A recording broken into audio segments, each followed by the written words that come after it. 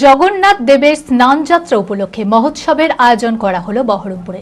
সোমবার বহরমপুর গৌড়ীয় সনাতনী সোসাইটির পক্ষ থেকে এই অনুষ্ঠানের আয়োজন করা হয়।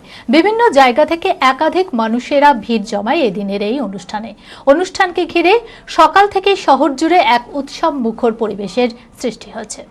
মানসিক স্বাস্থ্যের জন্য সবার আগে যে নামটি মনে ভেসে ওঠে, সুস্থ মনের ঠিকানা মনোবীক্ষণ।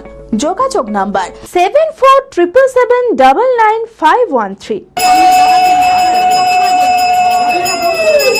সোমবার জগন্নাথ দেবের স্নানযাত্রাকে কেন্দ্র করে সারা দেশ জুড়ে প্রত্যেক মানুষ উৎসবে সামিল হয়েছেন। সেই মতো বহরমপুরেও জগন্নাথ দেবের স্নানযাত্রা ও মহোৎসবের আয়োজন করা হয়।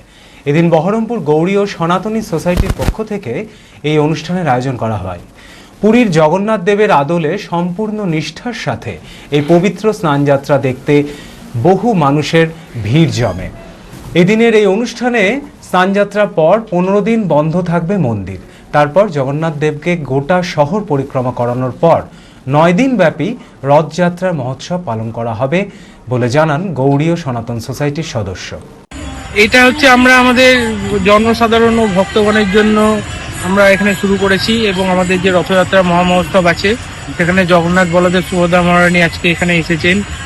ওনাদের আজকে স্নানযাত্রা ও আগামী 15 দিন ওনাদের অনবসর চলবে, এবং 15 দিনের পর 16 দিনের দিন জগন্নাথ দেবের রথযাত্রা মহামহোৎসব। এখান থেকে জগন্নাথ দেব বলরাম সুভদ্রা মহারানীকে নিয়ে উনি গোটা শহর পরিক্রমা করে আমাদের দশমুন্ডু কালী ময়দানে সেখানে মেলা ও 9 দিনব্যাপী রথযাত্রা মহামহোৎসব, মহাপ্রসাদ সব রকমের আয়োজন করা হয়েছে।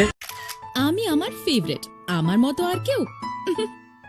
চঞ্চলতা তার কথায় কথায় জীবনে মিশে রঙ ভরায়, চুপি সারে মনে সে সাদে সবাইকে পাগল করে। আমারই মতো আমার নিচের পতাকা। पता का चा गजब का शाद।